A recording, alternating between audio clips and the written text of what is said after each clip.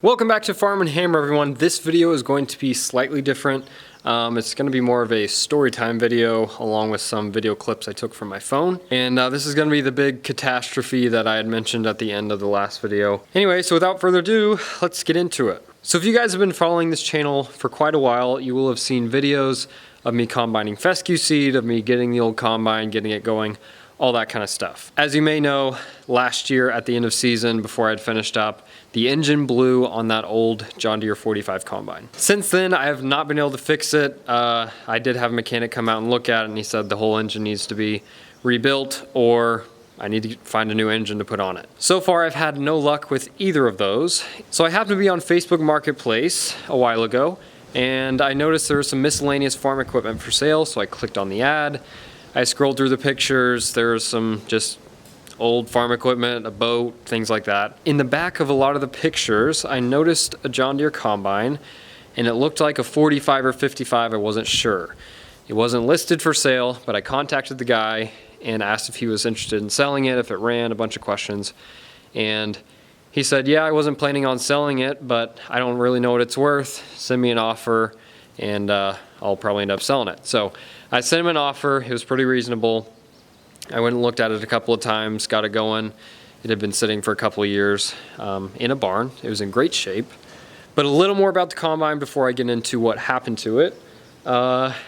This combine was a John Deere 55. It had been used for cutting fescue for, I think, its entire life pretty much. The gentleman I purchased it from, he had bought it from an old man a couple of years before that. The old man had kept that thing in perfect condition. The paint was still bright green.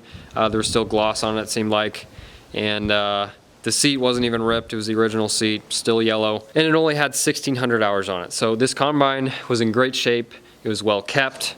And I was hoping to get a number of years out of this thing cutting fescue seed. But if you read the title of this video, you will know this combine got flipped. So the issue was, this guy that I got this combine from, he was not close to my house. And so I was searching for weeks trying to find someone that could haul this combine.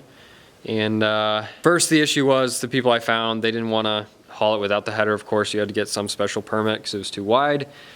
And then I did find one guy that could do it. But then after giving him the measurements, he said it was too tall. We're going to run the power lines, things like that. He said it required a lowboy trailer. But I ended up stumbling upon a guy that said he could do it for a reasonable price. And so we eventually went down there to pick up the combine. That's when things started to go wrong. So after arriving at the guy's place, we realized the power lines next to the guy's house and along that little county road, I guess, were too low to get the combine under if it was on the trailer. So his buddy was going to drive the truck to the nearest highway, and he was going to drive the combine to that highway. They were going to load it there and then take it back to my house. So I stayed behind with the previous owner, and we loaded up some of the miscellaneous equipment that went with the combine. So after a couple minutes, we got the stuff loaded. I took off with my truck and trailer, met them. They had the combine close to the road they were going to load it on, and so I pulled over, and they asked me to get in the hauler's truck. So I got in the hauler's truck. I held the brake down, had the parking brake on, all that, and the hauler was still in the combine. He said he would load it on the trailer for me, and his buddy was going to chain it on there. So my job was to stay in the truck and hold the brakes down, make sure the trailer and truck didn't go anywhere. So this was a dovetail flatbed, and I put the ramps down, got the combine pretty much all the way onto the dovetail trailer, except for the back wheels. And if you guys know anything about these old combines, they steer based on the back wheels. So if you turn, it's the back wheels that do the turning. The front wheels stay perfectly straight. So he was trying to get straight onto the trailer, and when he stopped, he had his back wheels turned, pretty much just turned as hard as they could go. And I guess he didn't realize it. Of course, you can't see behind him that far. So he was sitting there. His buddy was trying to get it chained, and he said the brakes went out. I don't know what exactly happened, but the combine started rolling backwards. And like I'd mentioned, the back tires were still on the ramps. So when the combine started rolling backwards, there was nothing he could do to stop it. I guess he was pushing on the brakes. I don't know if something got under the brakes or if the brakes totally went out, but combine started rolling. He couldn't stop it. He started to panic, of course, which anyone would. And of course, he didn't know his wheels were turned. So as the combine started rolling backwards, his back tires They rolled off the ramp, not straight. His back left tire rolled off the side of the trailer, and the only tire that rolled off the back of the ramp was his back right tire. So after the back tires rolled off, the rest of the combine kept coming as well, and the front two wheels of the combine, they popped off the side of this big, huge 30-some foot flatbed trailer, and they probably fell 3 feet off the trailer. I'm guessing it was 3 foot off the ground. And not only that, the big road that we had parked on to load this thing, there wasn't traffic there, but it was a decent sized road. It was a big hill, and there was a cornfield below it, and there was a 15 to 16 foot ditch down to that cornfield. So when he rolled the combine off the trailer, luckily it stayed on all fours. I was worried it was going to just flip over and he was going to get crushed in the cab there. But no, it did land on all fours, and it started rolling down that pretty straight up and down 15-foot drop off down into the cornfield. He rolled down the drop off backwards, so he couldn't tell what he was going into. He still couldn't stop anything. And then because his wheels were turned, as soon as he got to the bottom of that 15-foot ditch, the combine swung around and the combine flipped while he was in it. Anyway, me and the other guy, of course, we ran out there screaming and hollering. Some things came out of my mouth that probably shouldn't have.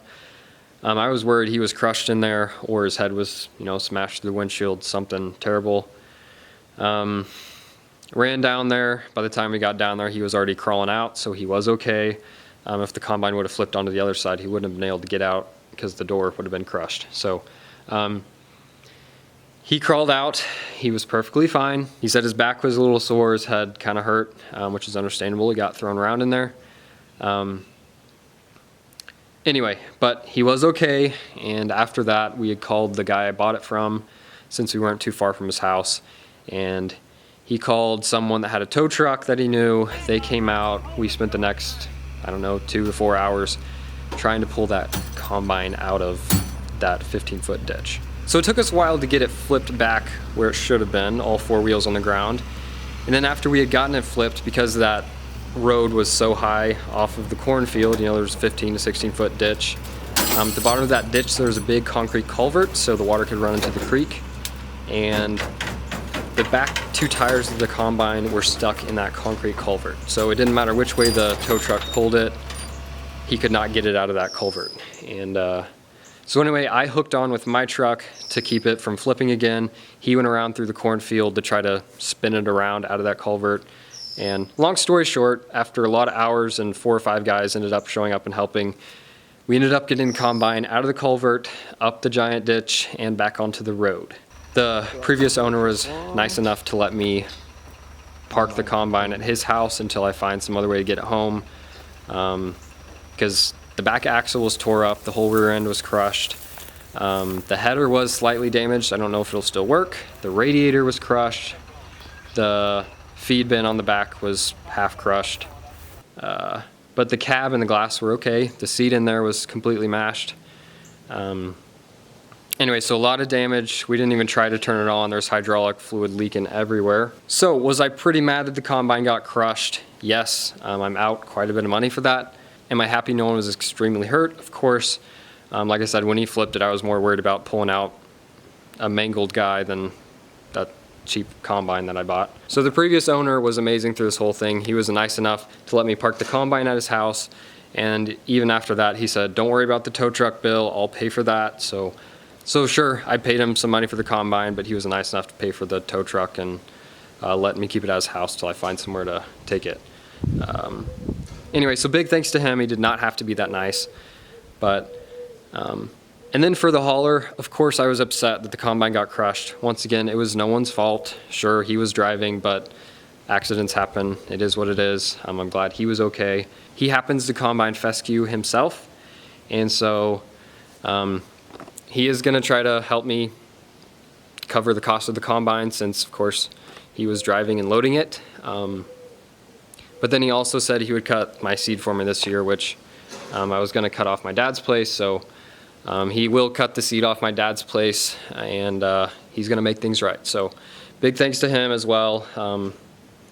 Once again, if he wasn't gonna be nice about it, I'd have to pursue other actions to try to get some money out of it. But once again, all parties involved were super nice and helpful, and hopefully this guy does come out and end up cutting seed for me and helping me pay back some of the combine. So anyway, I said all of that to say this: no, I will not be combining fescue seed this year. The guy that was hauling and loading for me, he's gonna end up doing that. I don't know if I'll have videos of it or not, but that is what happened. So what is next for the combine?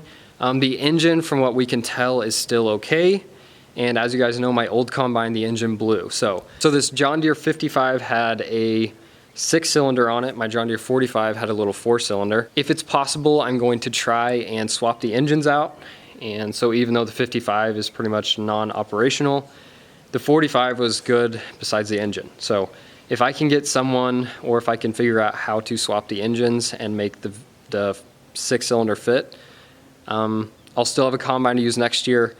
If I can't, one of the tow truck drivers that was helping, he said he might be able to fix the John Deere 55 for me. He said he had rolled the combine previously and he got it all straightened out and fixed. So if he has some time this winter, he might end up trying to fix the combine for me. I'm sure it won't be cheap, but it's better than having a big pile of scrap. Anyway, as of right now, the combine is still at the other guy's house. I have not found someone to haul it. I'm hoping a junkyard or someone with a big low boy trailer can end up hauling it for me, since it doesn't run now. But yeah, other than that, that is my, I guess, story time video for you guys. Once again, guys, that's a lot that went on, and a lot of stuff I was not planning on. And that's thousands of dollars out of my pocket, not only for the crushed combine, but also for all the fescue seed I was planning on cutting this year. Not good, but things could have been worse. He could have been hurt, badly hurt, or even worse, killed. So anyway, it is what it is. I'm glad all the parties are trying to help me out and get this right. So anyway, guys, I hope you enjoyed this long-winded talk and a few of the videos on here. But with that being said, no combining this year, no fescue seed this year, but fingers crossed, hopefully next year we'll get some seed cut and sold.